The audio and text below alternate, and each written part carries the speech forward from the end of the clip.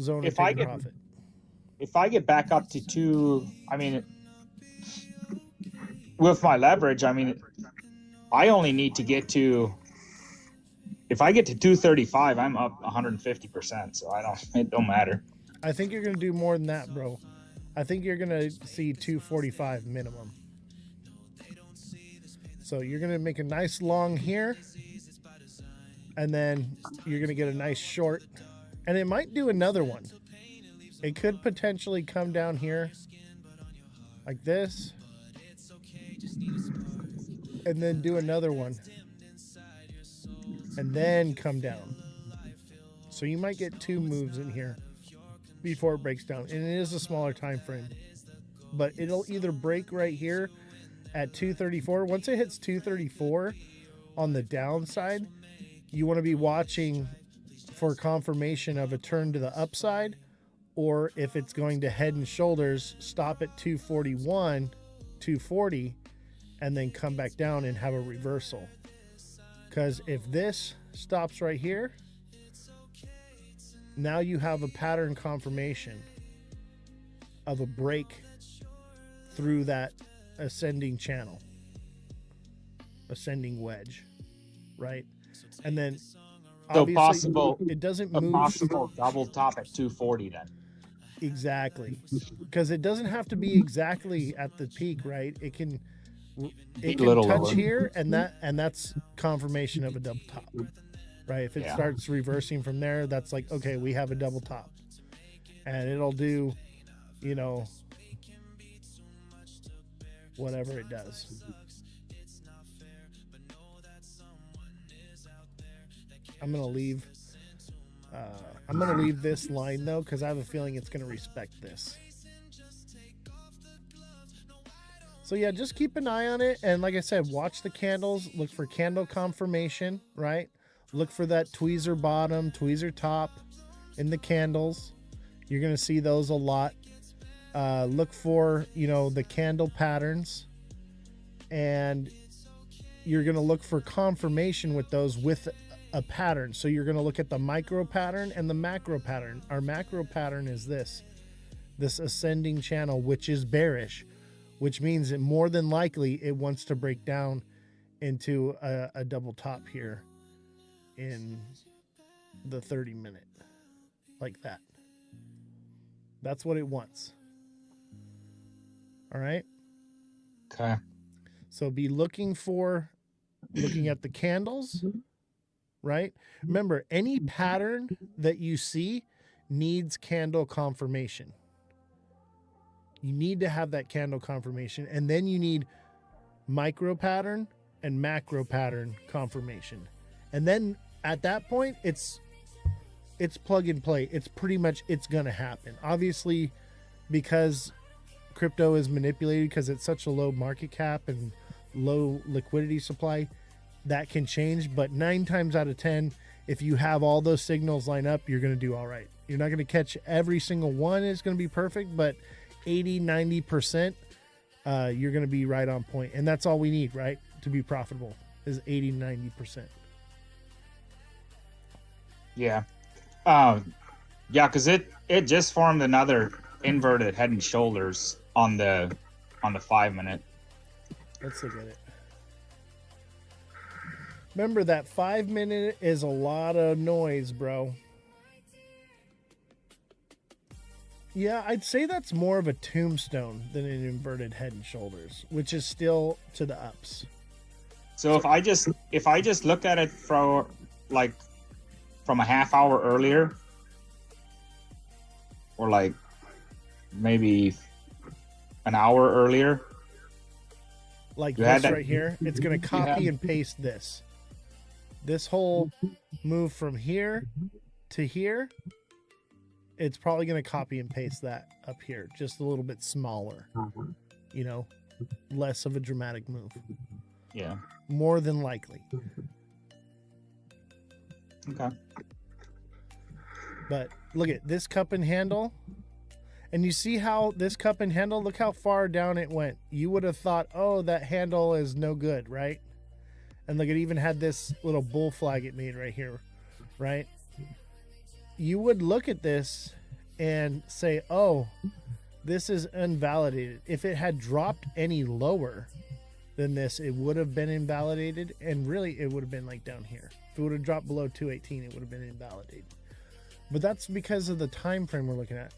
We zoom out to the 30-minute with less noise. That looks like a solid cup and handle. Solid cup and handle. Textbook. Gotcha. And So your handle could come down all the way to the bottom, touch the 50%. inside. 50%. All right. So look at from here to here. That's about the most you want to see. So that's about 50%. You know, that's the middle of the cup right here. Right? That's about right. And that's even actually lower. Right? See how where the candles are right here, the wicks, here to here. That's a perfect move. Okay, That's so textbook. so Oz, what does it mean when the right side of the cup is higher than the left side? It's just a tilted cup. That's all. You got to remember, bro, these patterns. Is this the XRP chart? No, this is render. We're going to do XRP in just a second. So bear with me. I'll take a look at it for you. The patterns are never perfect, right? The double top is never exactly. They fluctuate a little bit. You got to almost blur your eyes when you look at the chart, right? Gotcha. And be less structured on everything and just try to see what's there. Okay. What are we doing? We're doing a little bit of TA lesson right here. I'm teaching you all a free lesson in technical analysis. Or you can just follow me and watch the show and I'll do free A for you. And you can copy my homework in the words of Crypto Rap. TA doesn't work. G-Rod, does TA work? Hey, let him eat that candy that he's eating. Yeah, I know, right? Go drink your own Kool-Aid, bro. Yeah. Dude. This man's TA has closed me 200+% trades every day consistently. Thank you, bro. This guy knows what he's talking about. I don't know. I have a gift, man. I think my brain. He's the man with the crystal ball. Yeah. The problem with the crystal ball is if you make me rub it too much, it gets foggy. You got to let it cool down a little bit, you know? You can't rub the crystal ball too much. Look we're respecting this line right here. Already in the 30-minute, we're climbing here. This is beautiful. This is what we want to see. I'll even tell you what time we top her out. 1900 hours UTC time. Somewhere around there. What time is that? What's up, Elon Muff? How you doing, bro? You know, let's bring Elon Muff up here. I see UTC time, you said? What's that? You said UTC? UTC, Universal Time. Let's I want to talk to Elon Muff because my boy is educated. Elon Muff is very educated, knows what he's talking about a few things. But I do want to oh, he ran away. Can't right now. Oh, no worries, man. We're gonna have to do it again. I want to talk to you, bro, because I heard you. I forget whose live it was on you were on, and you were talking about some things, man, and I was just like, I want to hear more about this. It was along the XRP lines. And by the way, check this out. Project XPX just came out like 12 or 18 months ago, something like that. Maybe it's like 19 months now.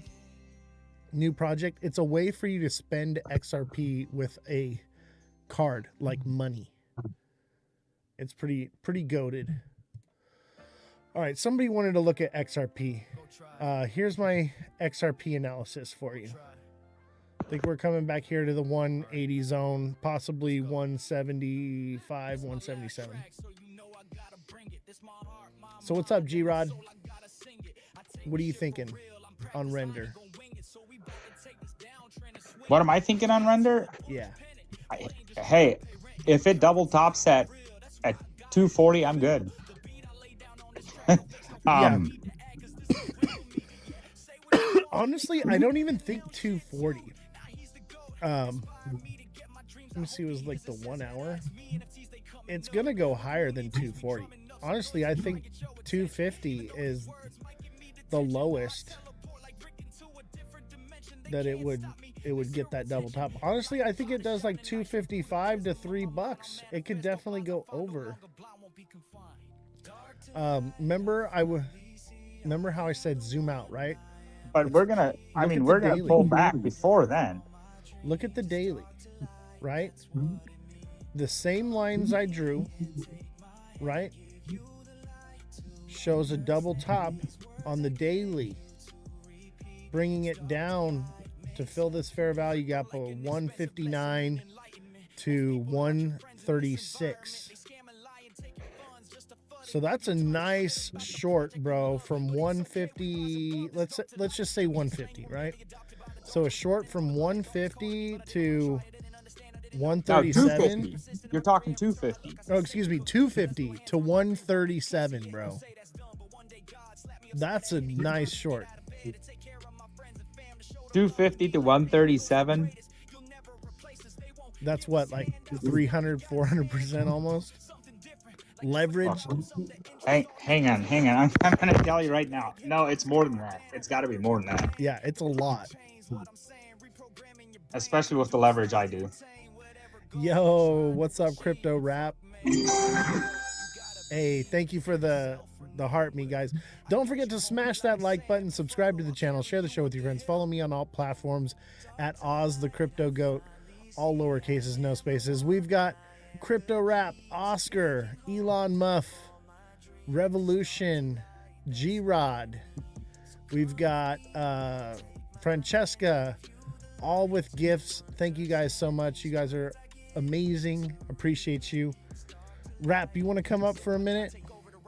You want to tell them why not? Tell the chat about why not. If you got a second. If not, I get it, bro. Like, no worries, bro. You're always welcome up on the panel. I slept on a 500X for 2 weeks and rode up 35% on a 500X leverage, bro. Holy shit. Nice. Bro, and I thought I was risky with XRP on a 50X. Dude. Hey, that's what I was telling Josh, though. When it comes to the leverage trading, you'll start with 5, 10, 20X leverage. Before you know it, like, you're in 500X, 1,000X. And then that's when you get stopped out on like a 1,000X trade, like instantaneously, and you're like, what have I been doing with my life? And that's when you question all your life's choices. Elon, I want to hear about this. I know, I want to hear it too. What's up, bro? It was in January of 25. I had a chunk of leverage, and I mean, I think I ended up running under like about 8,000. I was about negative 8,000 at one point, and as it was going down, I was like, it can't go down anymore, and I just kept buying my position larger and larger, and it kept going down, and I was like, oh man, and then it reversed and started going the other way, and it just kept on trucking, man, and I ran up about 35% times 500X, so. Damn. It was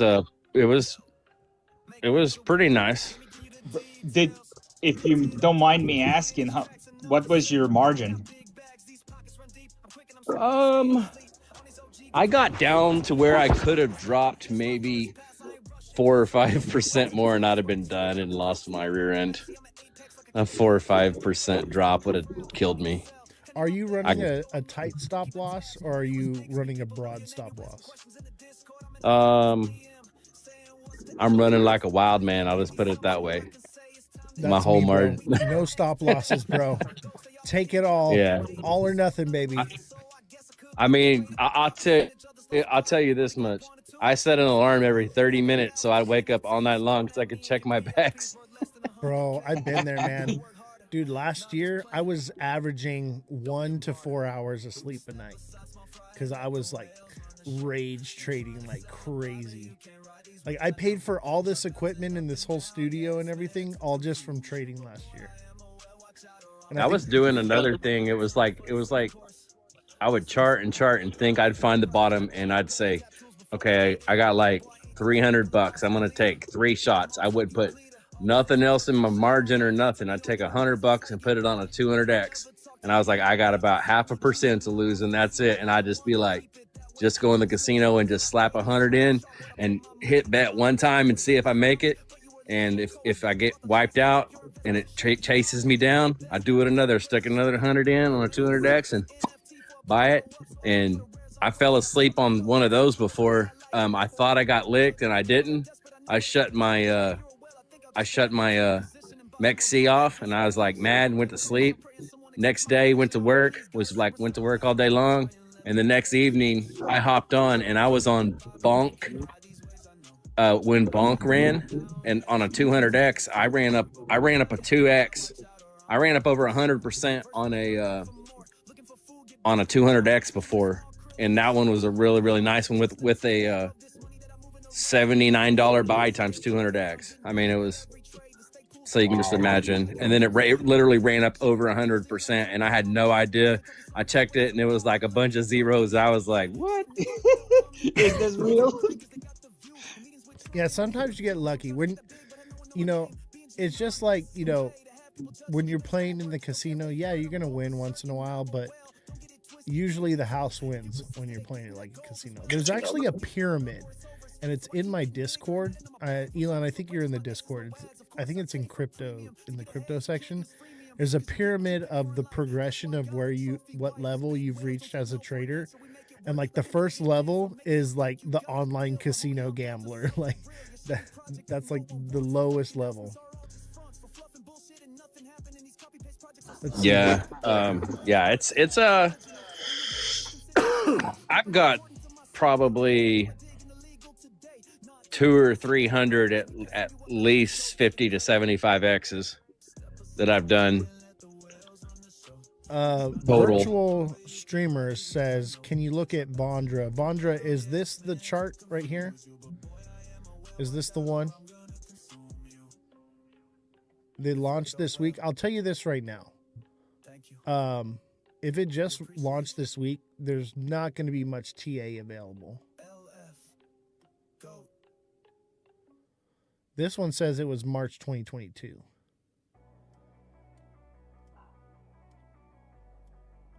Here, I got one for you, TA, bro. Here, I'm gonna give you something first. All right. Is this the one though? Is this the chart? Virtual Streamers. This the right one?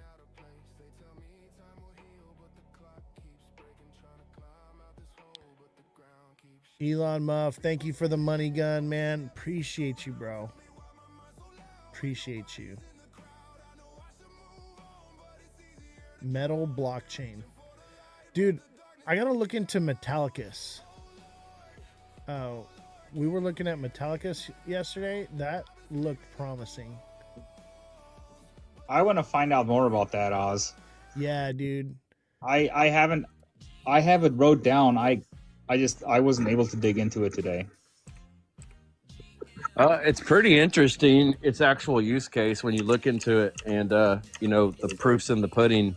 The more you dive into it, the more you realize the links, what it does. It's legit. Yeah, it looks legit. Honestly, it looks more promising than XRP from what I've heard. No, I haven't deep dove into it. Well, when you chase its use case down and realize, I believe the market cap's it's under 100 million. I know that. Yeah, low market cap is going to be more reward, right? That's why we're here, right? We don't want to risk, not risk, but like playing blue chips in crypto, right? We're here for volatility, right? So chasing the new shiny thing, I know it seems stupid in the big picture because we're talking about adoption and everything happening right now, but I don't believe adoption is happening right now, but it's a long, lengthy process over time. So I think right now, chasing the new shiny thing is what's going to be most lucrative in the meantime. That sentiment will change, but for now, that's where I'm at with it.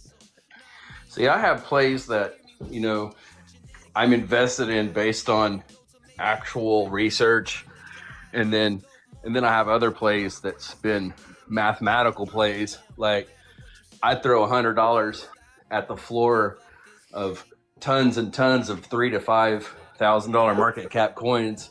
I rode one from 3,300 to $9.8 million in 3 days one time, and I had only sold 1% of it on the way up, and I still had 4%. Yeah, me, I'm looking for, you know, not necessarily meme coin status low cap, but utility low cap, right? And something that's got some narrative and not too new, but newish, you know, that just uh, isn't really doing much. Like Polygon, man. Polygon's like taking off right now. Everyone's talking about Polygon. Man, for the last 8 months, I've been saying, hey guys, Polygon's a sleeper. Find the bottom on this one and get in. It's going to do something big. And here we are. I'm always just shooting early. Let me do a little bit of TA here real quick for this guy. So it looks like we're going to come up right here to about like 159, 158-ish. 157.5 seems about right on this one. Obviously, that's a long-term goal. That could not happen till like April for this one. And, you know, selling may go away, would send it back down. And that would be it. I've never understood what the caps mean and the volume of it. So the volume is the amount of tokens in supply, and the cap is the market cap, the amount of liquidity in the project. So that's like tokenomics. Sorry, man, didn't mean to cut you off. Go ahead.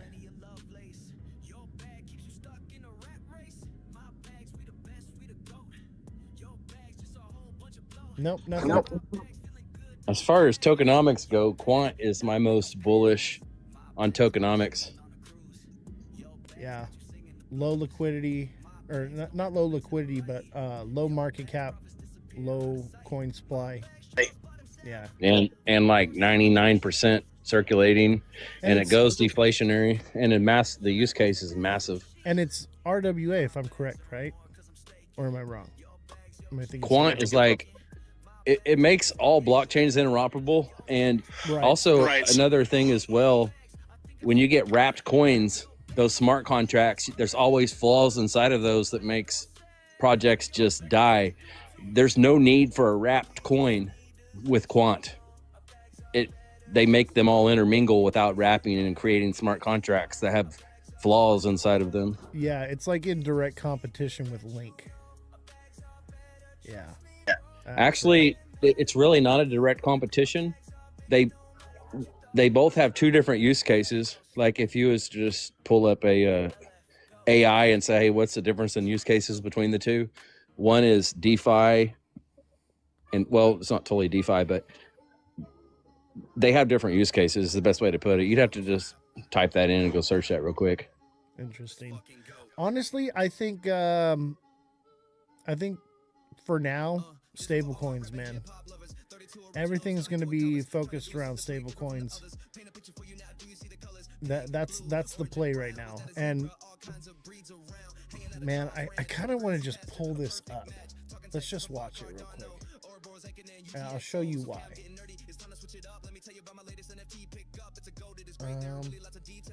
Oh, where is it? Oh, this must be it right here.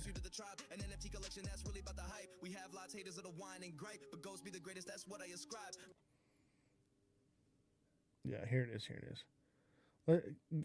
Check this guy out. Now, I mean, I've been saying this for a while, but this guy explains it better than I ever could. The shadow government is exploiting a crypto backdoor to erase the $35 trillion worth of government debt. They just got exposed for cloning your money to pull this off. It all started when the Genius Act got written into law, allowing banks to create stablecoins. See, everybody thought it was just about crypto, but they didn't realize that there's actually government debt tokenized right now on the blockchain as well. So tokenization just means that you could take any asset or liability and turn it into an actual token. So right now what they did is they took the government debt and they made a token version of it. Tokenization of all assets. And you guessed it, BlackRock is the biggest issuer of this tokenized debt. When you combine it with the fact that banks can now create stablecoins legally out of thin air, it gets a little out of control. So this is how the current banking system works. A regular person just deposits money in a bank, and the bank is legally allowed to loan that entire balance out to anybody they want for car loans, house loans, whatever. And the person that takes the loan has to pay the bank back a yield. So the bank profits off of your money. In other words, they give you the innovation of a debit card, and they give you security by insuring your money. So they're allowed to loan it out to as many people as they want. And now they have this innovation, which is stablecoin issuance. If you take your real money, right, and you put it through a product like Tether, Tether takes that real money and actually invests it into government debt. Tether is able to profit off of buying government debt, and you get the stablecoin version to be able to use in crypto for DeFi or whatever you want. And it all starts to come together with this last element of tokenized debt. Remember when I told you that the stablecoin, you could use it for DeFi? Well, there's a lot of people that are taking that stablecoin money, and you guessed it, putting it right back into government debt. Here's the proof. There's close to $8 billion being currently invested through tokenized government debt. So you have stablecoin issuers like Tether and all these banks that are about to create stablecoins, putting that money into government debt, and then you have the same people that got the stablecoins putting money into government debt. It's duplicating the money and it's flowing back into government debt. This is insane. The Federal Reserve controls money in the United States. They get to pick the cost of interest rates, which is the cost of borrowing money. When we have a high cost of borrowing money, what happens is banks have to give out expensive loans. So if loans are expensive, nobody wants to take out a loan, right? But if loans are cheap because the Federal Reserve lowers interest rates, then we have a lot more people taking out a lot more loans. See, when people take out a lot of loans, that's a lot of new liquidity in the system, and we see asset prices like crypto and stocks go up a lot. So obviously, as an investor, this is like the most important thing and what I've been screaming from the top of my lungs for a long time. Interest rates are dropping, but not only that, this stablecoin duplication hack is also injecting a whole bunch of liquidity. Let me show you. The Bank for International Settlements literally wrote a paper on how crazy this stablecoin liquidity is for government debt. And they came to a conclusion that just through stablecoins buying debt, this is equivalent to the Federal Reserve dropping interest rates by 2 to 2.5 basis points within 10 days. If we have just 10 more tethers, we'll have literally a quarter basis point cut, which is equivalent to Jerome Powell dropping interest rates at the end of this month, which he is doing. So he's dropping interest rates, and we have all these new banks issuing stablecoins that could potentially drive more liquidity, very similar to Jerome Powell dropping interest rates. And see, there's just one problem with this paper here. They didn't consider, again, tokenized debt, which I just told you $8 billion is being purchased by random people in DeFi right now. So just to put it in context for you, this new system is cracked. They have this duplication weird thing in cryptocurrency with stablecoins, banks, and tokenized debt that actually does have a significant role in injecting liquidity into risk-on assets, aka the market's gonna pump. The elite are putting money in weird ways we have never seen before in the market. The shadow. All right, there it is. Have you guys seen that video yet? Has anybody seen that before? Understand what's going on here? This is how they're erasing the debt, and they're lowering, basically changing the yield curve.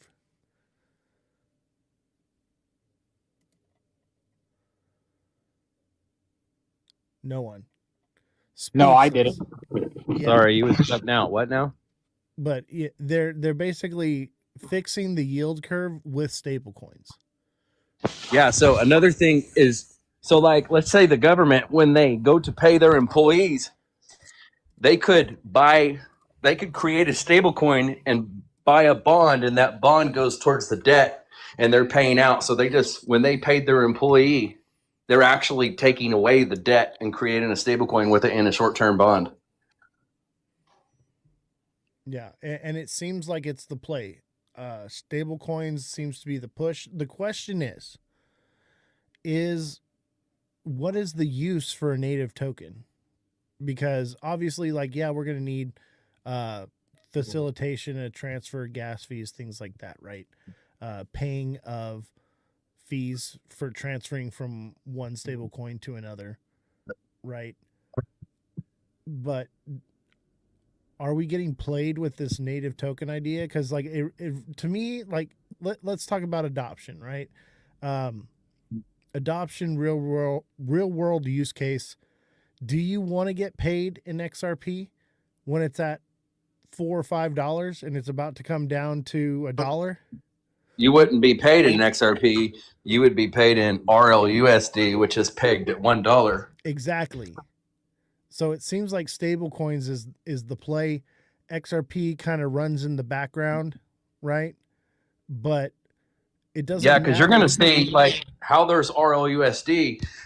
So basically in the background, like a dollar bill that you have in your hand, that's a tokenized version of liquidity. That dollar's not, you can't use that dollar to actually create a dollar. It's not gold. It's just tokenizing the value of money that used to be, well, it used to be gold back. So it used to be a token of a piece of gold sitting inside of the reserve.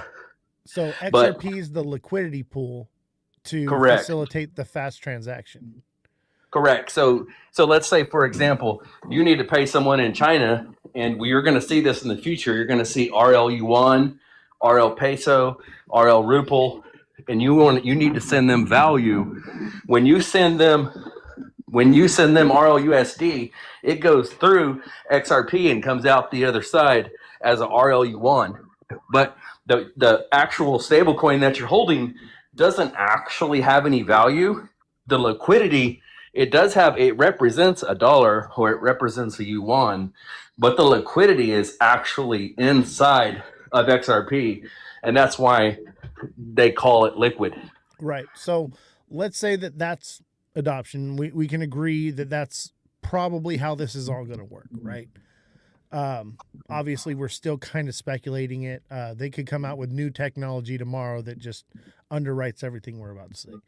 But speculating that that's what's going to happen, that's the play right now, right? How does that affect the price of XRP, right? So, I think it locks it up. Yeah, that's what I think. Even if $1 quadrillion is flowing through XRP, it doesn't really affect the price because it's in and it's out of it like instantaneously. Not so. If you're sitting there holding a RLUSD in your wallet and you have $1 million worth of RLUSD, the liquidity isn't the RLUSD. You're just holding a token that represents that liquidity, and the liquidity is in XRP. Right. But XRP is getting its value from the people that hold XRP and keep their liquidity in it, and that liquidity or the stable coin. Right. And then whatever we're holding in XRP, that liquidity is what's facilitating the transfers and why it moves so quickly, because it's an intermedium between that transfer, right? So it doesn't really matter how many transactions, how fast, burn rate, anything. That's not what affects price with XRP. What affects the price is who's willing to buy it at what price and how long they're willing to hold it. Yeah, and that's one of the things too, is like that day, I believe it was October 10th, and the market cap of XRP dropped 30 or 40 billion dollars. They said that there was actually only $1 or $2 billion worth of outflow that caused that 30 or 40 billion dollar drop. So it also has to do with the velocity. So I don't know if you've ever watched the video, maybe like Zach Rector's market cap multiplier video. Yeah. Yeah. Go ahead. That's always really interesting because there's been many a times, because if you actually watch the inflow, they said that like $200 or $300 million worth of inflow comes in, but the market cap rises 10 or 12 billion dollars. Yeah. There's no proof of a multiplier though. And there's no mathing in it.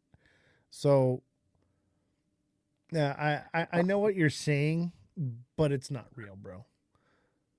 Well, I mean, I got you. It's just like, for example, I've launched coins myself, okay? I've launched a meme coin, and I bought $1,000 worth at the floor, and the market cap shot up to $15,000. And then I add another $200, and it goes from $15,000 to $19,000.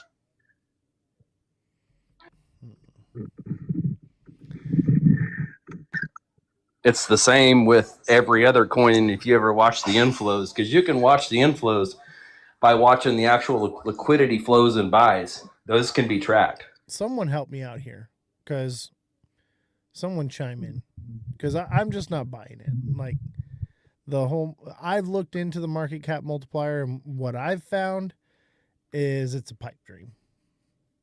So like give me some kind of valid evidence, because I've had a lot of people come on the show and I'm like, show it to me in black and white. Show me the math, right? Prove it to me.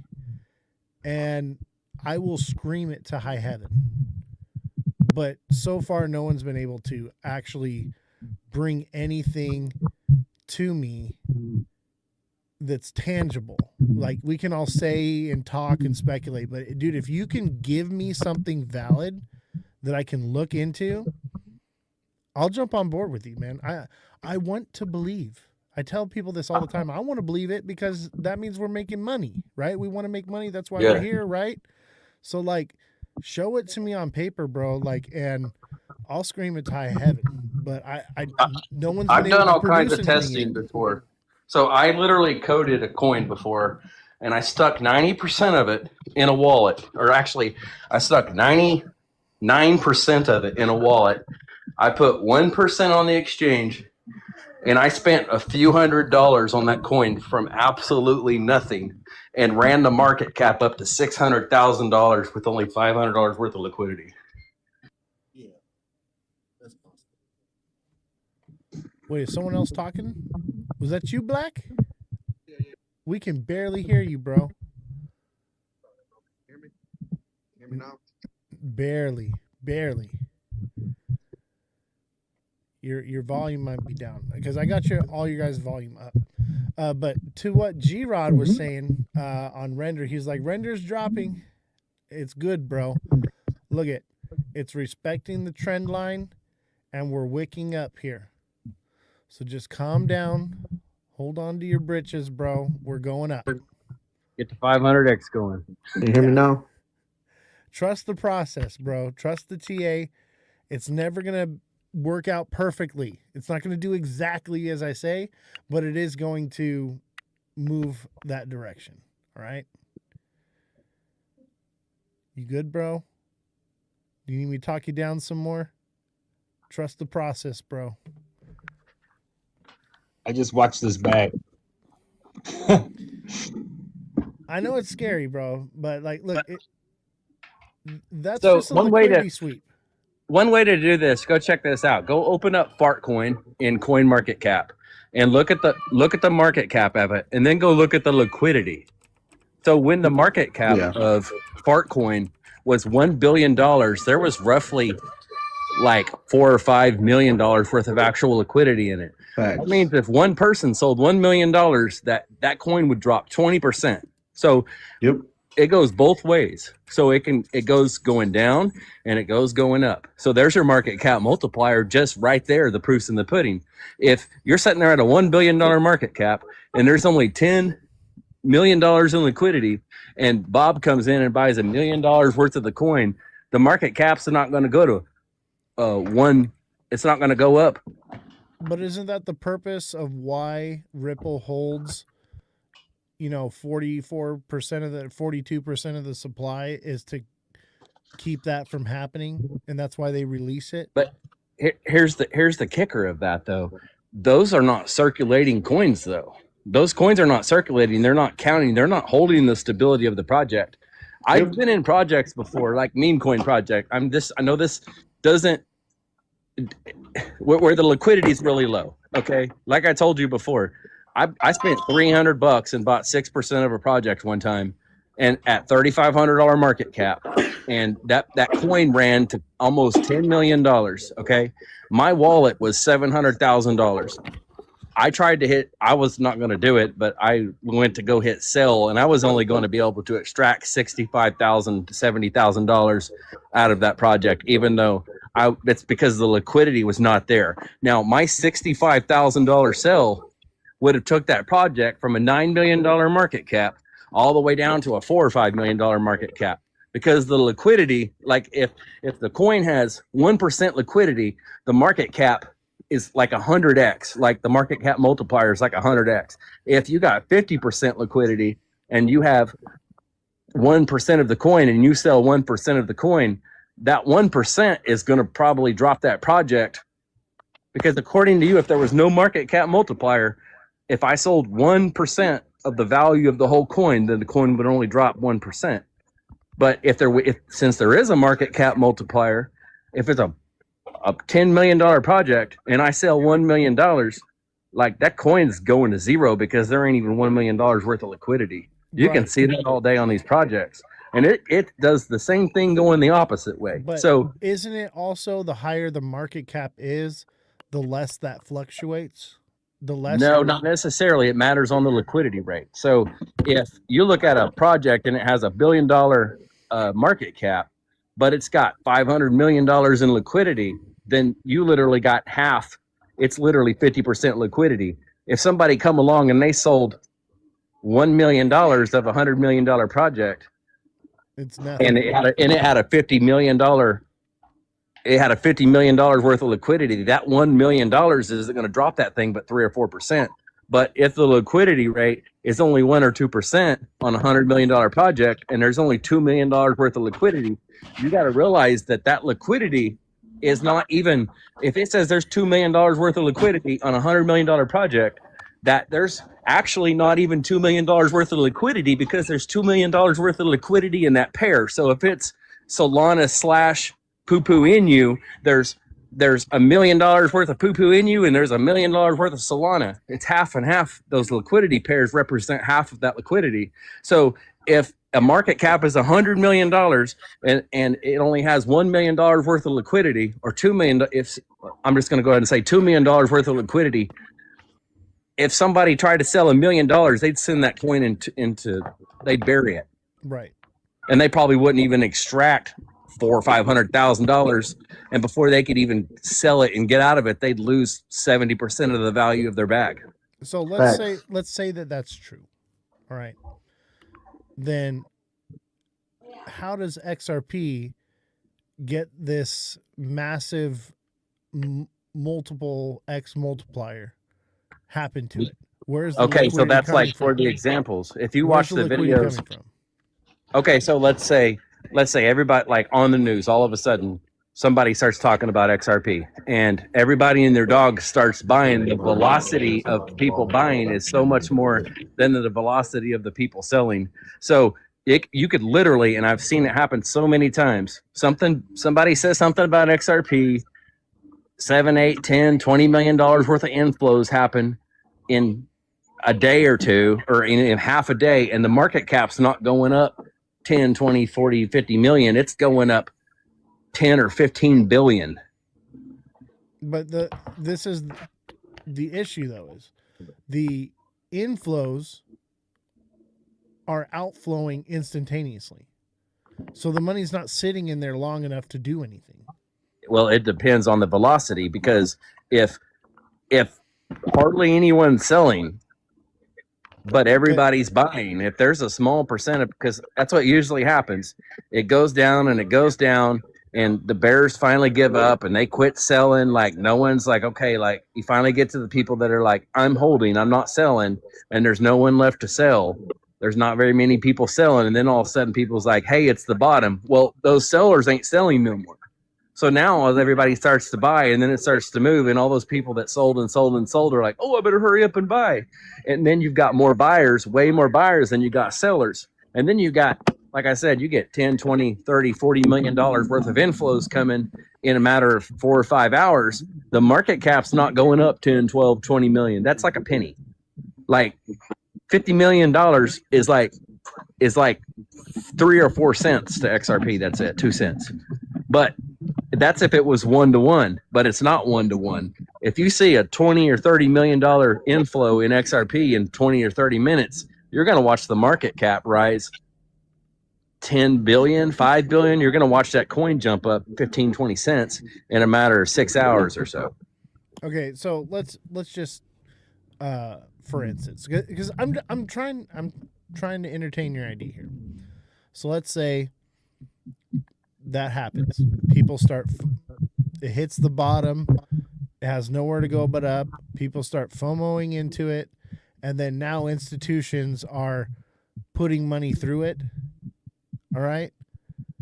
The money going through it is not what's affecting the price. You already agreed with me earlier on that. Yeah, It's- like it's if I people- send you, for example, like if I know your wallet address and I send you $100 million worth of XRP, that's not going to affect the price of XRP at all. It's not going to do nothing for it. Exactly. Nothing. Even Yeah. a quadrillion dollars isn't what's going to affect It doesn't matter what I send you; it's not going to do nothing for Right. it because It's the it people has that to be hold on it. the exchange. So that's what's going on with all the institutions. Okay, if you go and you hunt down, they call them dark pools. So what they're I know doing, dark pools are. Yeah. so they're buying from dark pools. That's why when the price goes down, so what they're doing is they go in on these exchanges, they put in buy orders down low, like 75 cents lower than it is right now, and then the market makers go hunt down that liquidity, and then when they get down there, that's when they start buying, if they're not buying from dark pools, because they have the money to drag it down there, because that's market makers always going to chase the money.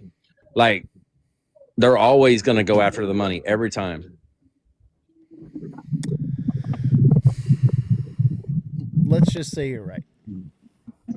Have you ever watched, there's a video I know called, what I'm Okay. trying to, this is my point, is where's that liquidity coming from that's creating this FOMO and whatever? Because pretty much XRP is topped.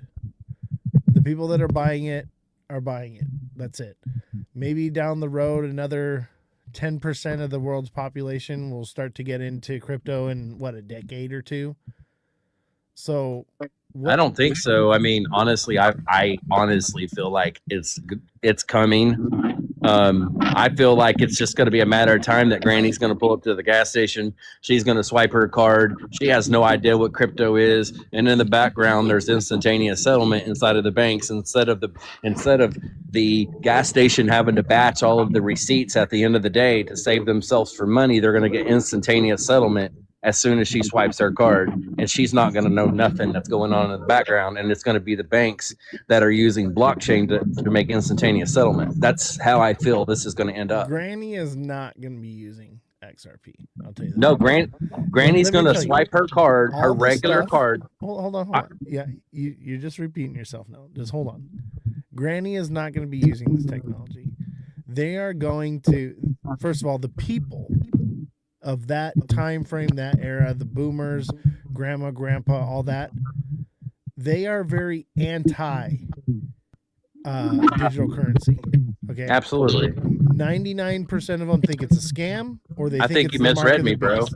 I think you misread me. Here's the kicker. She's going to swipe her card, and she is going to use the money that's in her account, and she's not really realizing that the money in her account is actually a stable coin. And when she swipes her card, the rails in the background are going to be instantaneously settling her transaction. She don't like crypto, but it don't make a dang difference, because when she swipes her card, whether she knows it or not, that's what's going to be settling the transactions in the background when the banks are using it. But why would Granny be using XRP if it's for institutions? She would. That's the thing. That's what I'm trying to say.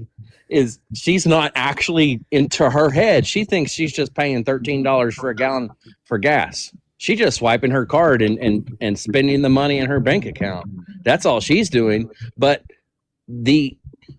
when she does that, unknowings to her and unknowings to all these other 95% of the people out there that you're speaking about, they're not going to realize that their transactions are no longer being settled on a SWIFT system that takes 1%, 2%, 3% of the transaction fee, and they can't settle it during only business hours. They got to settle it the next morning. They're not going to get paid the next day.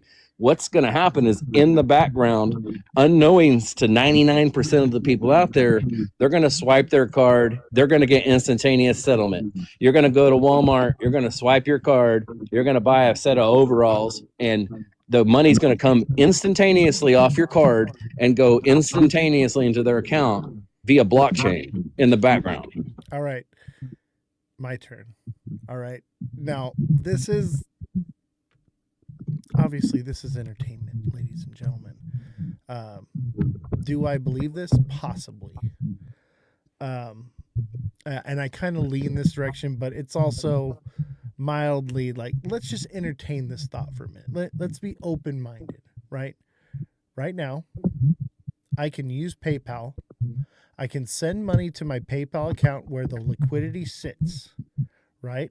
And if I transact with somebody from PayPal to PayPal anywhere in the world, I can transfer them money instantaneously right now with Correct, PayPal. you can. But here's the thing: So is what's the I have point? to trust PayPal, and you have to trust. I'm just saying, like, what's Exactly, the I point can then? tell you that right now. I I think we're trust already using PayPal, it. and you trust PayPal to be an intermediary between you and I. That means I've got my money on PayPal, so I trust PayPal. You've got money on PayPal, so you trust PayPal. The PayPal is actually hosting as an intermediary between those two. What's going to happen when Bank A in Arkansas needs to send Bank B in Canada $2 million? You think they're going to trust PayPal? You got to go on blockchain where there is no intermediary. So I have bought through PayPal, okay, from people who are in Canada, Australia, UK, different items, and paid through PayPal instantaneously because PayPal is one whole network. It doesn't matter that there's borders or transfers or whatever. PayPal is the intermediary. There were no fees at all. Instantaneous transaction. So I'm just saying is what is the point? What do we need native tokens for and cryptocurrency and all this stuff for if we're basically already having it? Basically what I'm trying to say is I think adoption already happened. I think we're already using digital currency and we're seeing and it's operating in the background without us knowing it. That's what I believe adoption is when people are using crypto and they don't even know it. I think that's where we've been using a form of digital currency, but the thing is that you can't actually transfer value between point A and point B and make it disappear off the computer system. That's the issue. A bank in Oklahoma can't send $10 million to a bank in Arkansas without there being some intermediary that is settling that transaction.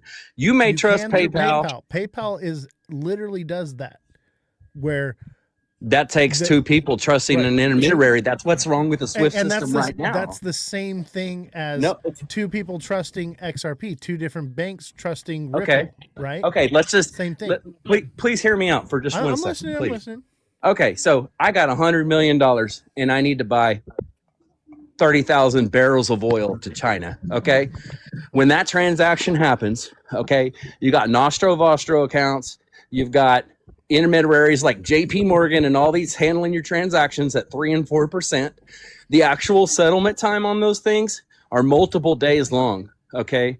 It costs them, like, just for example, if I want to send $1 million to China today, there's a 3% fee to swap from US dollars to yuan. And it takes like 3 to 5 days for the transaction to settle. Don't you think an institution would want to settle that in 3 to 5 seconds for a quarter or 25 cents or less? Well, hear me out, and then I'm going to address the chat. So PayPal does it for free, no cost whatsoever, and it's instantaneous, within a second. So it's faster. But I want to look at this. So right here it says I stopped using PayPal when they seized the money that was donated to the truckers' strike in Canada. Totally get that. That's another reason right there is because your money's regulated and they can control it. I agree. However, are you really naive enough to think that is the direction they're headed with crypto, is to give us freedom or control? They're headed towards control. And with the Clarity Act, the way it's written right now, it is the foundation of moving towards control.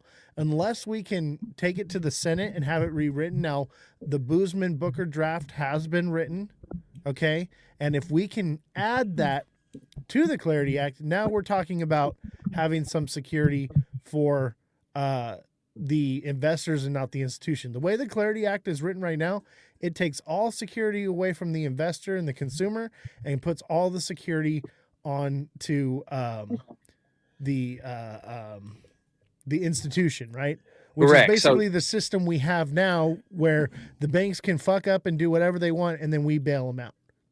Yeah, Okay. and it's basically programmable money. That's the thing. Like, for example, if you got 1,000,000 quant in your cold wallet, the government can't come and take it. Now, if it's on an exchange, they can. If you want to send it to someone else, you can, and they can't stop you. But if you have programmable money, that programmable money can be built on top of that blockchain, and then from there, it can be regulated. You could tell all the people in China, So there's yeah, you can have an you act can that have was only up to written- $10,000. You can't ever save over $10,000, and you can't spend any money outside of your county and in your state. That you cannot spend it past there. And if you try to spend money outside of that county, you can't. Whereas XRP, you can't. But here's the kicker: you can build that currency on top of the blockchain XRP. You can build it on top of the APIs inside of the quant network. Somebody can send quant and no one can stop them. Somebody can send XRP and no one can stop them. But if you build programmable money on top of those blockchains inherently with the smart contracts together, at that point you can say this wallet cannot hold more than 1,000 XRP, or I'm sorry, $1,000 worth of RLUSD or $1,000 worth of any other currency, and it can't make any transactions over $10,000. And if it ever gets over this much amount, you can't ever get over $10,000 in a wallet. All right. In so other words, hear if me you out, have hear me out. 9,500, yeah, go ahead. All right. So the Bank Security Act, BSA, now changes here in 2026. They pushed it out like a month or two, but it's supposed to be enacted. It's been in act since 1970. Ripple is applying to be a bank, and cryptocurrency falls under the BSA Act.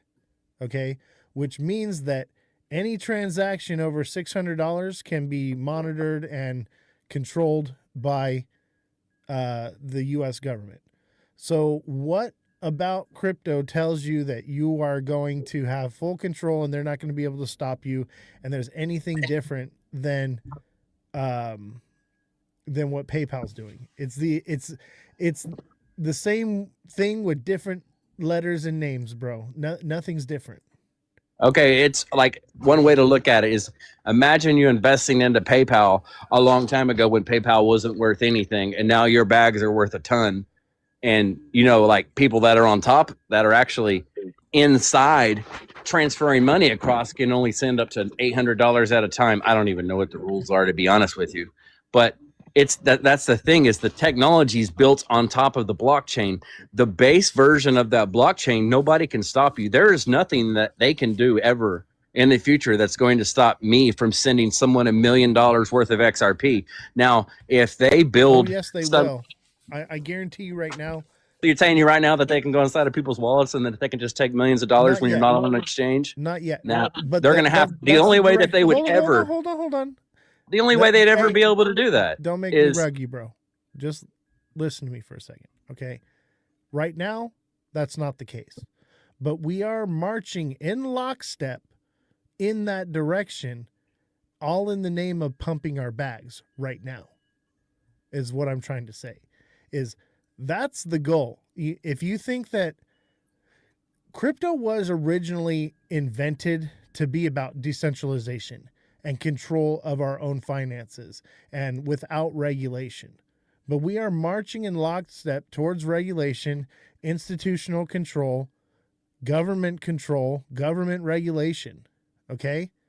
It's a slippery slope. Once you start going, the idea was that we were supposed to regulate ourselves and our own finances without anybody coming in to give clarity, because we want institutions in on this so that we can pump our bags. No, the idea was to keep the institutions out of it, to keep the government out of it so that we could manage our own money where no one could touch it.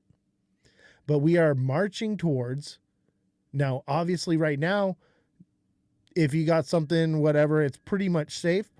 That's going to go out the window soon.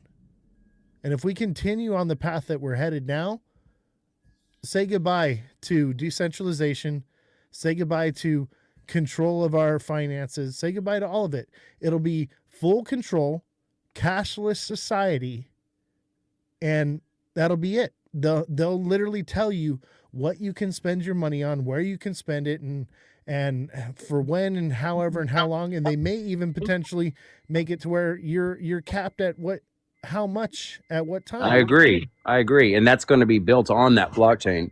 Like that is literally what programmable money, like Quant Network, being used to tokenize the sterling deposits inside of European countries and all of that. You can build a currency system on top of that blockchain, and you can regulate that stable coin and say Bob can't have more than $10,000 in a wallet.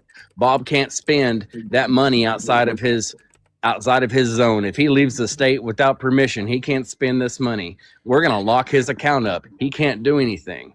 So now here you got a guy that can't send anything out of these wallets. Now, these wallets aren't cold wallets. These wallets are government wallets that they have full control of. These are not you have your own keys, your own crypto. We're talking like a bank. Your money's in the bank, it ain't your money. You don't pay your child support, they're going to come take it. You don't do this, they're going to come do that. You don't pay your child support and you have $100 million worth of crypto on a cold wallet, unless they got a quantum computer and 750,000 years to hack your account, they're never going to get that money, and you can die with it in there. There ain't nothing they can do about it. As of right now, what they'll have is they'll have, I'm going to fire up a quantum computer to take your money. No, what they'll do is like here in California, if you have a wallet that's inactive for what's like 2 or 3 years, the state seizes those funds on a exchange. That's not a wallet. That's not even a wallet. The thing is all of that too, bro. If you have a wallet inactive, they can seize those funds. I promise you no. I promise you no. Cold wallet, you can't hack cold wallets off chain. As far as my concern is that they can seize that wallet. And so if you are a bad actor and you're in trouble, they'll just lock you up for 3 years and then seize your wallet. Okay, if the technology was out there right now for people to use quantum computing and hack SHA 256 wallets, then Bitcoin would be at zero right now, because everybody and their dog would be hacking stuff.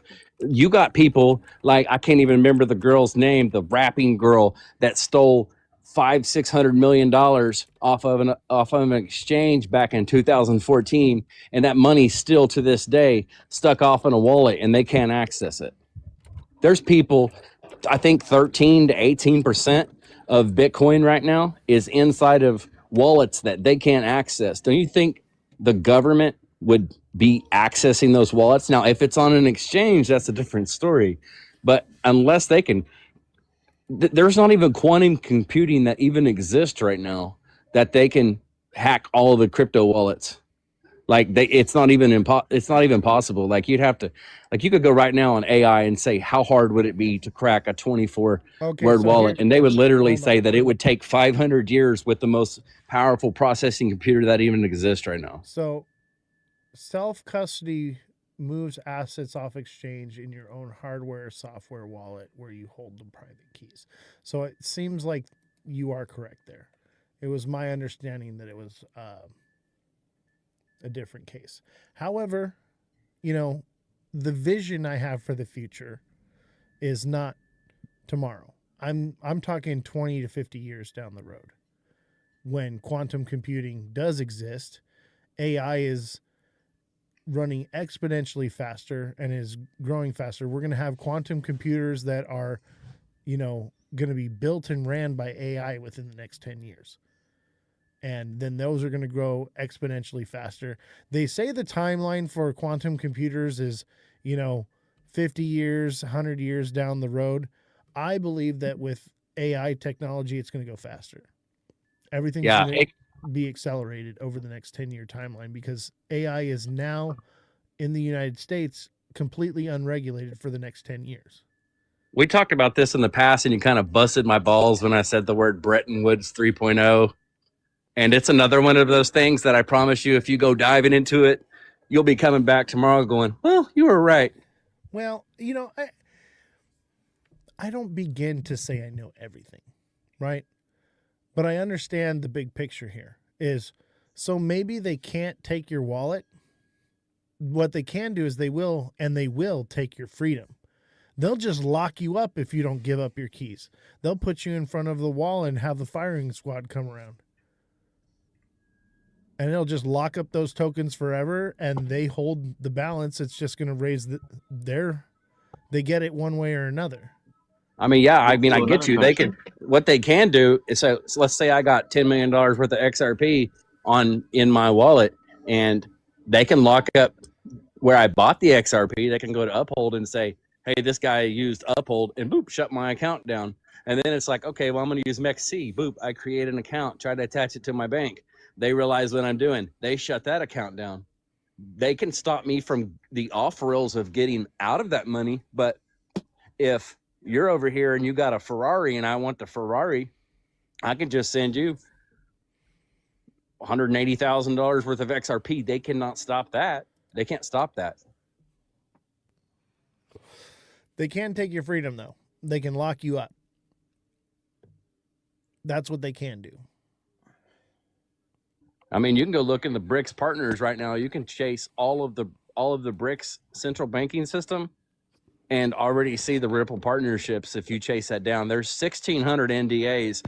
Obviously, you can't search NDAs, but you can hunt down the technology. You can find the 1988 patents. I have an NDA with Ripple. So that tells me nothing. Literally every audio guy that's ever worked on a panel for them has an NDA. So 1,600 NDAs is nothing to me. That's normal business operation.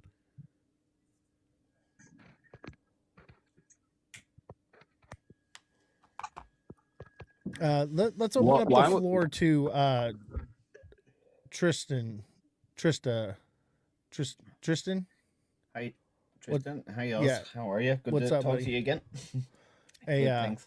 Yeah, we're kind of monopolized the conversation here. I want to open it up to you. Yeah, I didn't want to interrupt, so I was just letting you guys have your back and forth there. But just to make a point there on, so some of the exchange, well, all of the exchanges now. So KYC is an important part of this conversation. So everybody that's joining an exchange at the moment has to pass the KYC on most exchanges. Yeah.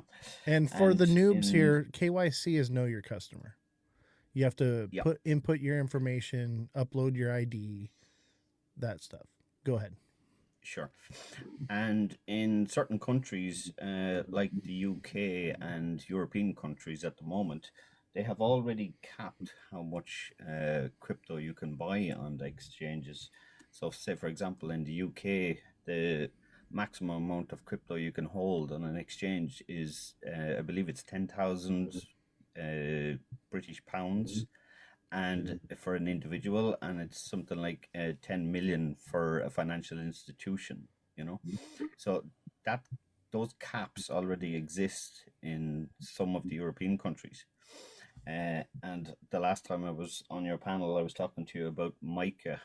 You might remember it's the European version of the Clarity Act. It's the regulation that already exists for the cryptocurrency space. So there are limitations already in play in certain countries for how much crypto you can have. And they're only going to tighten it. They're only going to tighten those regulations. I agree. And when the Clarity Act does eventually get passed, I believe it's going to be the same in the US as well. That will happen, Well, and that's why I'm pushing with Stand With Crypto. I don't know if you guys know who Stand With Crypto is. I'm working directly with them. They're on Coinbase. I'm educating them in what they're pushing. I literally had a meeting with the president of Stand With Crypto about a month ago, and the VP day before yesterday. All right, here on the live stream, and they don't even know what the Boozman Booker draft is. So that's why I'm plugged in. I'm trying to educate the people that they want the same things we want. They're just not as educated as we are. Everyone in this, the John Boozman Act is a very important part of the Clarity Act that's been established at the moment. Yeah. I've read the book Act. Yep. Yeah. So, and you know, that gives us the clarity that we want, right, for institutions, and it also gives us the protections as the consumer, the investor. That's what we want, right? And then we can Correct. build. We need to build the right foundation here, and basically, what Elon Musk. This is mostly directed to you, but it's also directed to everyone. The idea of me saying these things, I understand that you can disprove everything that I say or whatever. The idea is to get you to start thinking critically, to get you to start questioning everything around you, to start understanding that these are tools for control in the long run. And if we do it right and we come together as a community, we can make them tools for freedom. We can beat them at their own game. And right, the time is now. We are literally going into the primaries here in the US. This is the time where you can actually pick up the phone, make a phone call, and talk to your rep, talk to your senator, and tell them what you want. Tell them, hey, we want the Boozman-Booker draft added to the Clarity Act. Now's the time to do it. All you have to do is go into Google. Now you can go to Stand with Crypto, and they've got a pre-typed out thing, but all it does is say, we want the Clarity Act. That's not what we want. We want the Boozman-Booker draft, right? Take the extra initiative step, right? That's why I'm trying to work with Stand with Crypto so that we can amend that letter that they're having people sign and put out. Just go, how do I contact my state rep? And they're the first site that comes here. All right. I'm in California, but you can put your street address, city, zip code. Okay. And it'll give you the information. You can write a letter. It'll give you their phone number. All right. And you can push for these things. All right. So I'm calling the community, and I'm calling all creators to start pushing this information and educate your people on the Boozman-Booker draft. Okay? The whole point of the conversation, Elon, I'm hyperbolic, bro. That's what I do. It's social media's rage bait, buddy. We had 4 people watching when you got here. Now we've got 40. That's the idea, is to get us talking. Okay? So don't get all agitated with me. All right, buddy. Know that we're all on the same team here. We're all about educating each other. Absolutely, bro. Have you ever looked at rwa.xyz by chance? I have not, but we can pull it up real quick. So it shows the live tokenization stack of tokenization of assets. So that's where you'll start learning about the Canton network. Have you heard about Canton CC yet? I have it. That's the talk of the town right now. Everybody's talking about Canton right now. So one of the first people that broke Canton Network was Maximus Crypto, as far as I know, off in one of his paid things. As far as I know, I was one of the first people to locate Canton Network inside of RWA. You can hunt it down. It's pretty interesting. You can watch the actual inflow of tokenization and watch like what currencies are built upon those tokenization. And there's a graph on there that's pretty interesting. This one right here, right? This is what you're talking about, the graph? Yes, sir. Yeah, now you can start clicking around the top and you can start seeing what's built on what, like how much is on Ethereum, how much is on the Canton network, how much of it is a stable coin, and everything else. Interesting. All right, walk me through something here. Let's pull something up. Stable coins.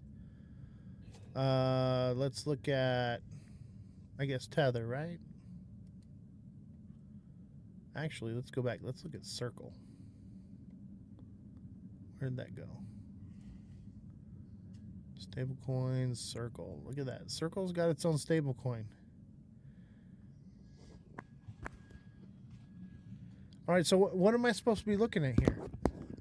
The So average, you got to remember, the average person watching the show has no idea what we're looking for. what we're Okay, looking so you got to remember that every dollar that is a stable coin, according to, I believe, whatever act it was that Trump passed, has to be backed by an actual dollar in a reserve or a tokenized bond. Okay, so if there's a dollar stable coin that exists, then in the background there's a tokenized bond that backs that stable coin. That's Right. what happens when we print money.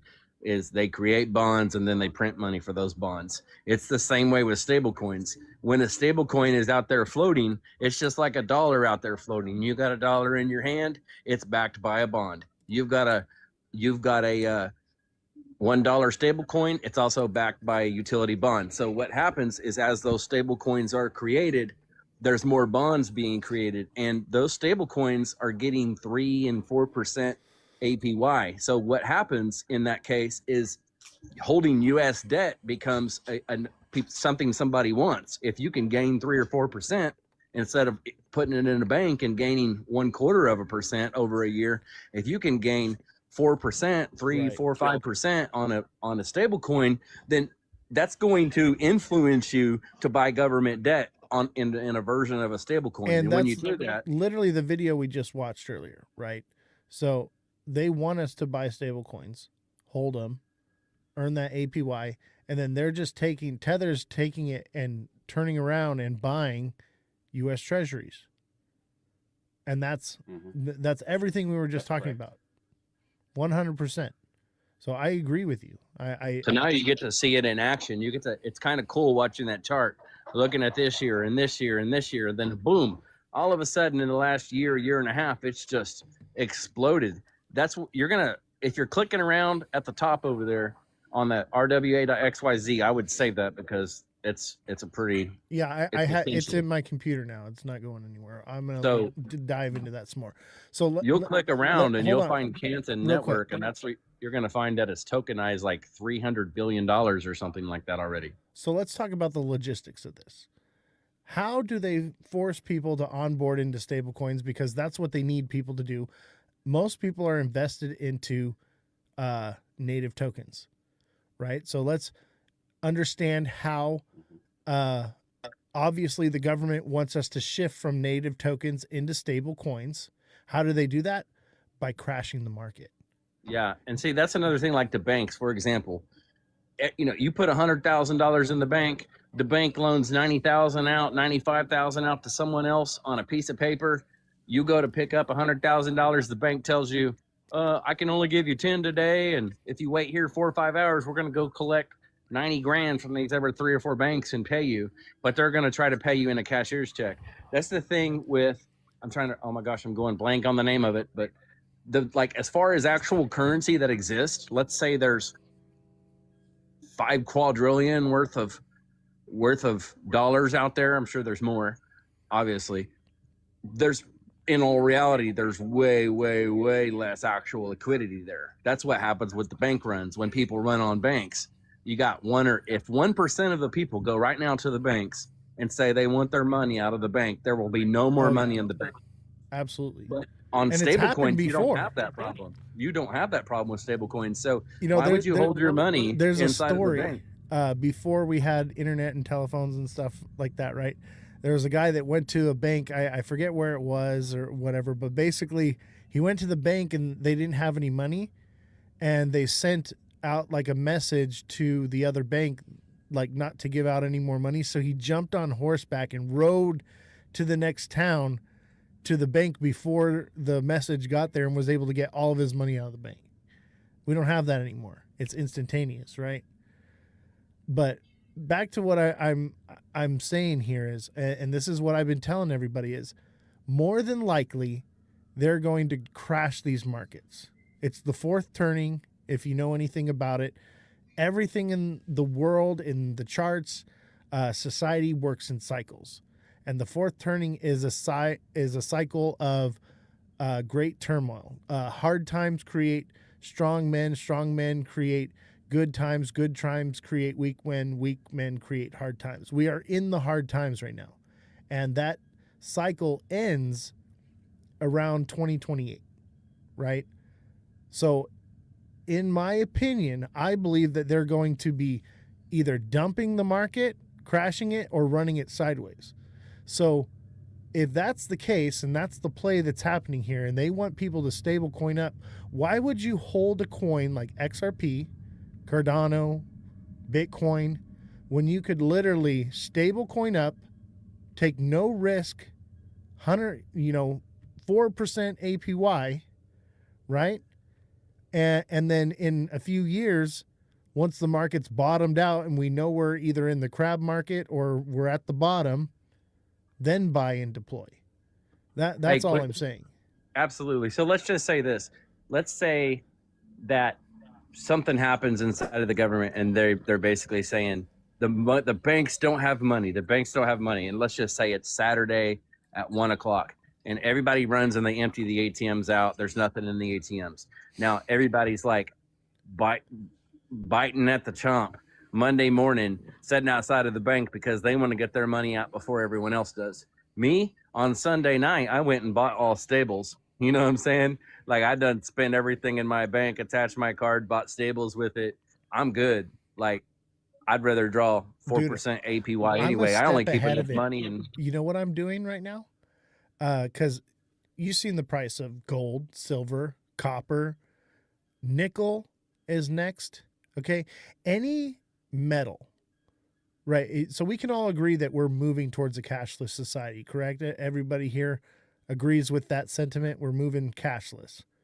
Yeah, or tokenized versions of things. How do you get rid of all the money, right? The paper's just paper. But the change, the coins have value because they are made of metal. Even the shit coins that are coming out right now that they're making, the zinc has value. That's why they're ending pennies, because it takes 3 cents to make a penny. They're remaking pennies now. They actually changed that because there's such a penny shortage right now that they started production again. But for me, I'm taking cash because me personally, right? I made my money in crypto. I'm pretty much out of it. I'm looking for real world assets, not tokenized real world assets, but real world assets to hold. So I'm buying land. Don't buy Lambos, buy land, bros. I'm buying land, property. I own a silver mine. I'm buying classic cars, and I'm taking my cash, and when I go to places and I find a rare coin, right? Silver or something, whatever, I buy all their change, right? So I give them $20 and I buy all their dimes and their quarters or whatever, or I buy a few rolls from them. And then I even go to the bank and I'll cash out $100 into coins. And I'm stacking up coins because the reason why they are raising the price of all these precious metals is because that's the first way to phase out coins. They're going to get you to get all your coins together, and it's going to be more lucrative for you to melt them down yourself and sell them as a bar than they are as change. And that's where we're headed. They want you to melt it down for them. Yeah, exactly. And another thing is too, like if you go back in history and you look at how much actual money is actually flowing, we're already at a 97% digital currency right now. It's just it's not blockchain based yet, and it's failing. Like that, they have to change the way that they're moving currency from one place to another. They have to transfer because it's taking time. It's not backed by anything anymore since 1971 when it was since they took us off the gold reserve or the whatever in 1971 when Nixon took us off of it. I feel like we're going to go to a commodity backed. So you're going to be able to hold, hey, I'm holding a stable coin that's backed by silver. Hey, I'm holding stable coins backed by gold or oil or energy or whatever it may be. Yeah.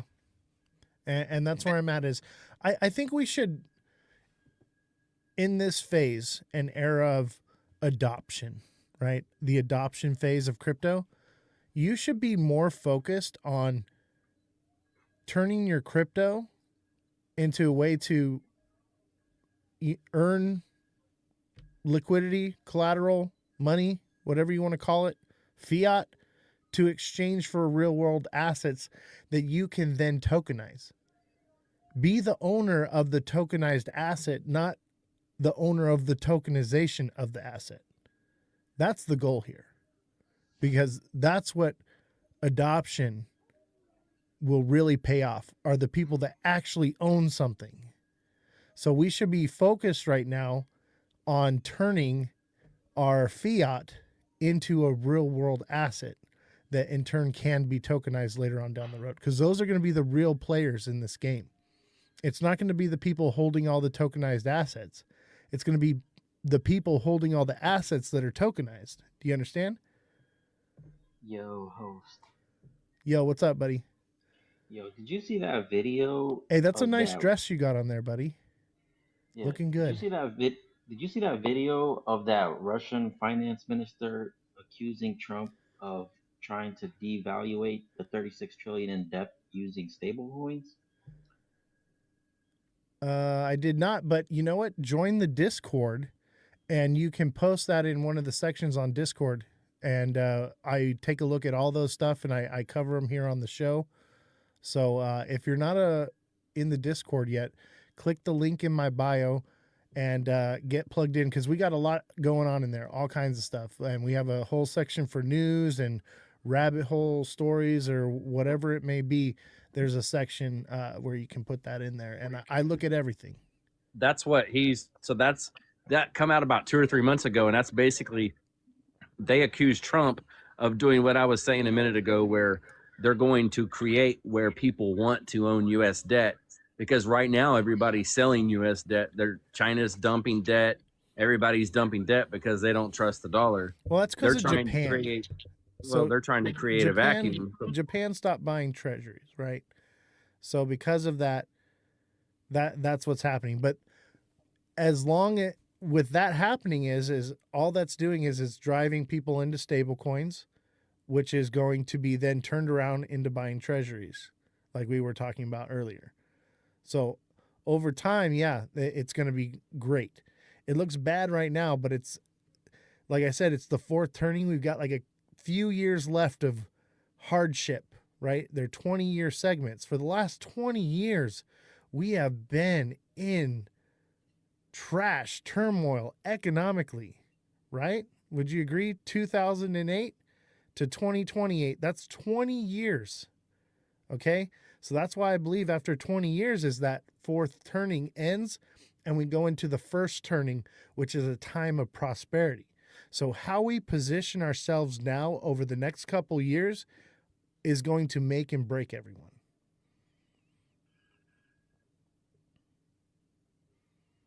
Tristan, you look like you got something to say. Yeah, I might just add a little bit to that, because if you look at the US debt, okay, it's like what, 38 trillion debt at the moment. I think most people don't even understand who that debt is owed to. And I'd probably suggest to everybody to go off and research that. Like even we if owe you the do... Decepticons, man. We don't owe anybody technically. It's the same money moving around. Yeah, in a circle. Exactly. Yeah. So like when you're talking about US treasuries and whatnot, you have the US buying back their own treasuries and paying interest on those treasuries, and who are they paying that interest to? Themselves. You know? Exactly. So people need to understand what 38 trillion of debt actually is when you do a deep dive into it, you know, and when you understand that, you know, the US doesn't actually owe anybody 38 trillion, that they're actually making money on the fact that that debt exists, you know. And people need to be educated about things like that to understand, you know, how money and the financial systems work. You know? Black XXOR says GDP is debt. Exactly. You know what? Yeah. Unemployment is GDP. Yes. Yeah, and like right now, every dollar that's in existence right now is debt. Like when I go to buy a milk up at Brahms, which you don't, or you go buy some at McDonald's, I go buy a hamburger at McDonald's. I'm buying a hamburger with debt that's backed by a bond. Like it's debt. Every dollar that exists is debt. Yeah, and when you're talking about precious metals and like gold and silver or copper or whatever it is, actually there's a guy in the chat, Scotty Dog, really good guy to talk to Oh yeah, about I love Scotty Dog. precious metals. That's my Yeah. boy. That's my dog right there. Anything you want to know about precious metals, he's your man. But like precious metals are a store of value, like gold, silver, whatnot. So you're correct in what you're saying. About transferring fiat currency into metals or coins or silver or copper or whatever it is. I agree with that. And then, yeah, what you said about trying to move towards owning assets and eventually they becoming digital real world assets on chain and whatnot. That's definitely good advice. Yeah. I would agree with that. You know what? Everyone here, you're all here for financial reasons, right? Me, I'm here because I'm using your wallet to get your attention, that I am leading the resistance. And the resistance, the people that have change, coin money, the resistance will operate with coin money when everything is cashless. Mm-hmm.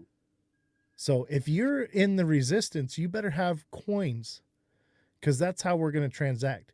Your quarter, your penny, your nickel are going to be far more valuable than any paper dollar. And that's shown to prove. I mean, that's a fact, because the quarter, like my great grandpa went to the gas station with the quarter and could get a gallon of gas in the 1950s. And here's the kicker. I can take that same quarter today that he spent back then. Now, I can't hand it to the lady at the pump, but I can take it up to somewhere pawn shop and exchange it and get $6 for it and buy 3 gallons of gas. Now, because what that piece of silver was back in 1958, that quarter that grandpa got a gallon of gas with, I can buy 3 gallons of gas today with it. Exactly. And here's another thing is to understand is that all metals will be going up in value, not just silver. And a lot of people, they're looking for 1964 earlier because they're 90% silver coins, right? The coins from the 70s, they've got silver in them, baby. It's not 90%, but it's still in there. And everyone is naive to the fact that those are still going to be very valuable. There is a large percentage of silver in those compared to what you make today. But even what you get today, it's got zinc in it. It's got copper in it. It's money. Zinc and copper are going up too, and they're going to be more valuable than the face value of the coins that are coming out right now. I don't know. Well, hold on a second. Tristan, what were you saying? The utility of silver at the moment is what's driving the price of silver. Absolutely. Silver is in everything. It's in medicine. It's in computers. It's in thermocouplers. It's in breakers. It's in everything we use. It's in chemtrails. It's the biggest contributor to the utility of silver at the moment is the push on defense in worldwide with the creation of like all these missiles and drones and bombs. Do you know that there's like nearly 500 ounces of silver alone in one missile? Yeah. And you know what? I actually, in my Discord, I have videos and information on how to extract these precious metals and where to find them in everyday garbage for free right now. And I have videos on how to prospect for it as well. I have a silver mine. I'm going to begin prospecting. Like, why wouldn't I right now, right? Am I going to open a silver mine on a major scale? Absolutely not. I'll probably sell the land by that point. But in the meantime, I'm going to pull out a little bit of dust. Why not? I got time on my hands. I'll probably live stream it while I'm out there shaking the dirt with you guys. I want to take a moment to acknowledge the Green Hornet. Green Hornet, how you doing, buddy? Thank you for joining. Appreciate having you, brother.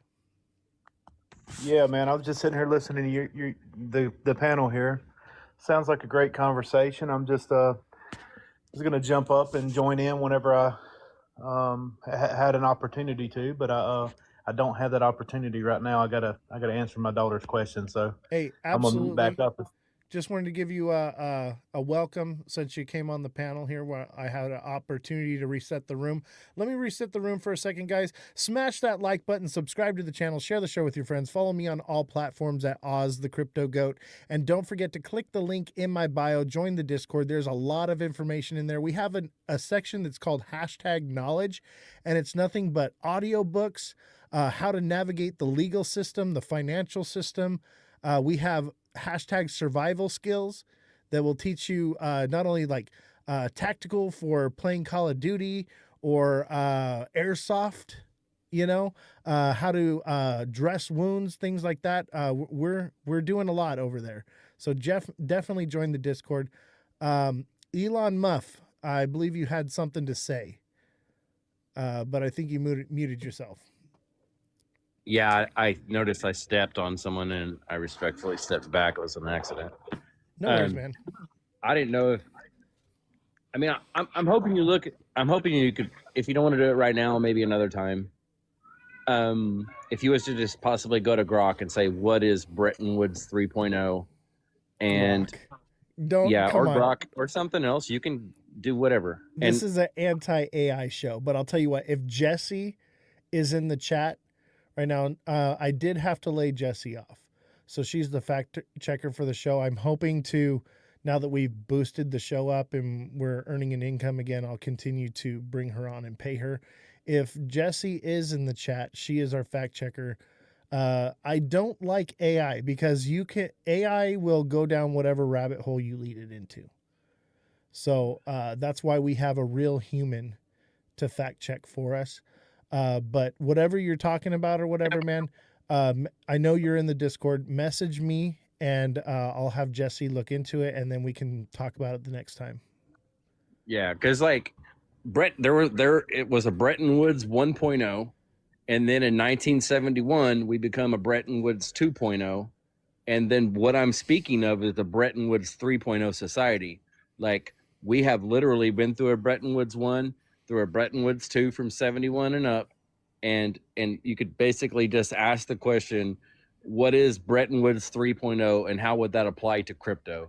And say, please deep dive it. Like just give it a little read, just simple read and go, okay, this makes sense. I'll look into it some more. I mean, I understand what happened in the 70s, and we kind of see that playing out again. Someone in the chat said Bretton Woods is done and over with, but I agree with you. We're having history doesn't repeat itself, it rhymes. So there's definitely some similarities happening right now. But for me, like, I see the big picture. I zoom out, right? And when I came to this realization that we were having a cashless society, I was working at, and this is why I keep these items back here. Everything back here has meaning. Everything that you see. So this is from the 2022 All-Star Game. I had this signed by Mike Trout. I worked the audio for the 2022 All-Star Game. That was the first time I had come into contact with basically the beta test of a cashless society. And if you go to any sporting game now, anything sports is 100% cashless. You cannot spend cash there. All right. Now, I had plenty of credit card money, or excuse me, cash. I've always operated with cash. I didn't have any money in my bank account or in credit card, right? I couldn't buy anything. I actually bought this baseball prior to going to there and carried this around in my fanny pack for a week, waiting for an opportunity for somebody to sign it. And that's how I got it. I did not purchase that. All right. And I even have video of all of it going down. Anyway, in that moment, I wanted to get a hat, right? I'm a hat guy. I got a stack of hats, right? I wanted to get a hat and jersey and some stuff, right? I couldn't spend a dime there.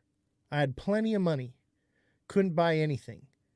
And I had this realization that the only place that I could spend money within a 10-block radius in LA. Literally every storefront, everything went completely cashless. It was not just the All-Star game. And mind you, the All-Star game was not just at the field, it was downtown LA. A whole 10-block radius was completely closed off, and every business within that 10-block radius had to be cashless.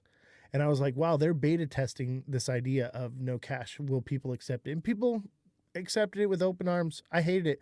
The only place that I could spend money were the Mexican hot dog vendors. It was the only place I could get anything with cash.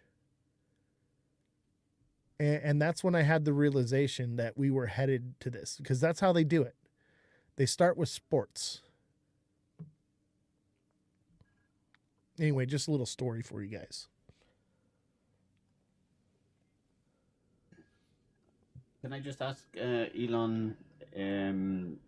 So you're talking about the Bretton Woods 2.0. In what context? Well, I mean, the Bretton Woods 2.0 started in 1971 when we became when our currency was no longer backed by gold. Now, if you go look what is Bretton Woods 3.0 and how it applies to crypto, just hop on, next time you got a minute, hop on an AI and ask that. Just read what it says. Yeah, because I know there is mention in the Bretton Woods 2.0 in terms of tokenization and cryptocurrencies and so on, and real world assets and so on. What's different about the Bretton Woods 3.0? Just out of curiosity, I'm just asking the question. Okay, so right now, are you in the States? Are you in the US? No, I'm in Europe, in Ireland. Okay.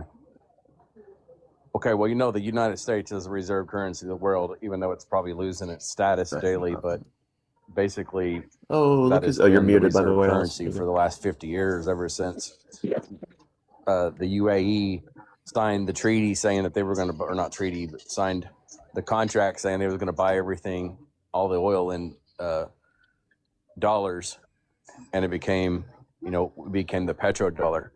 On our dollars used to say this is backed by gold, this is backed by Check 1, silver, 2. whatever, silver There we go. We can certificates hear and you. whatnot. Now I'm it just live says streaming. this is Can you legal guys hear the tender. live stream? Okay, so currency is No. not backed No. by anything. At one point, they came through the United States and they Damn, told everyone, River would have tapped turn in my your gold, original turn thing. in these It's gonna precious fill the fair metals, and value we're going to gap give you. right I'm now. just going to pause that. Okay. There's my screen. All right. Yes. Okay, and then hit 100. Okay. What? That's what I'm talking about. What? The Do fuck? I need like a VPN G-Ron, blocker you or know? something? Not for BTCC, or is it like a California thing? That you can... Probably. Okay, Rod, do you know what this is? hang on. Go.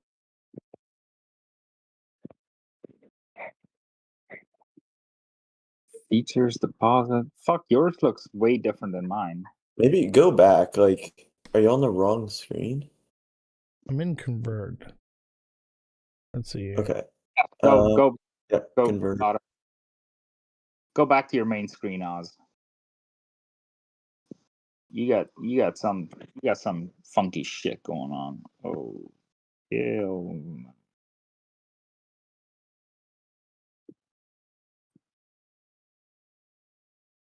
Did you log in and create an account?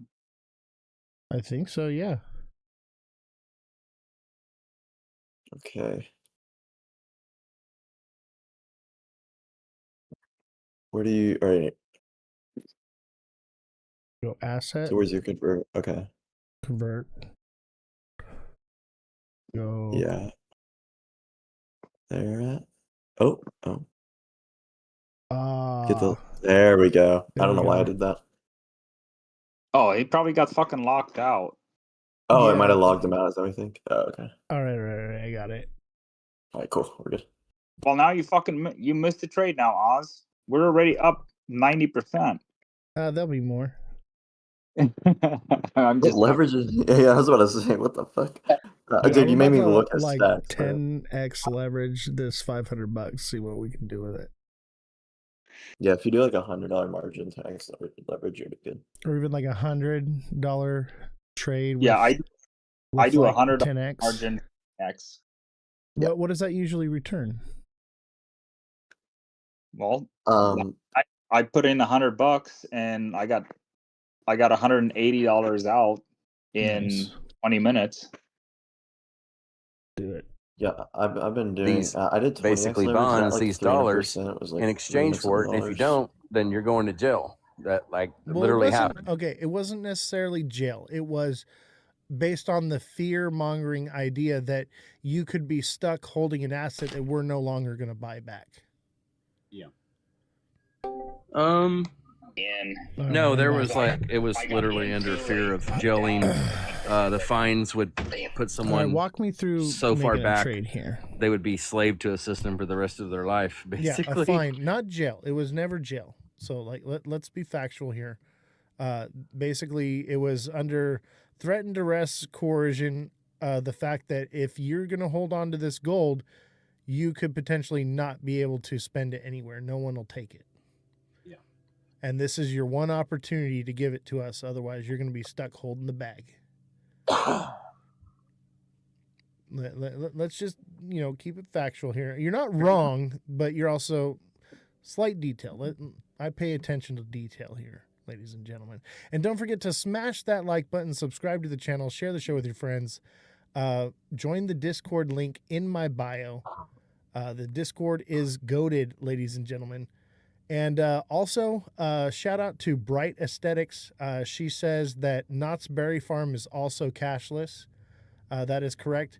If you live in California and you need an esthetician, give Bright Aesthetics a follow. Great esthetician. Quality work. Keeps your skin glowing. No filters here, chat. Okay, so moment, just 1 second. I want to interject something to Tristan there. Talking about backing of the dollar. What is it backed by now? We were backed by gold. Oil. Would you agree, or would you say it's backed by confidence? Like the global, the dollar backs everything. It's the reserve currency. It's essentially confidence in a nation, right? That's essentially what's backing your currency. I just wanted to interject that, and I'm going to listen. Do you guys agree with that? To a point. Our currency says it's not backed by anything anymore. There's nothing backing it. Well, it's like a piece of paper is a piece of paper, but why don't people buy as much of China's piece of paper as they do ours? Because there's more confidence in the way we operate. There's more confidence in our economy. There's more confidence in the U.S., right? So it's essentially confidence in it's essentially someone's word still. That's what it is. Because, that's the way I view it. That's the way I look at it. But I wanted to interject that, just listen to your comments. Yeah, and you're correct in saying that. Yeah, I would agree with your assessment on that.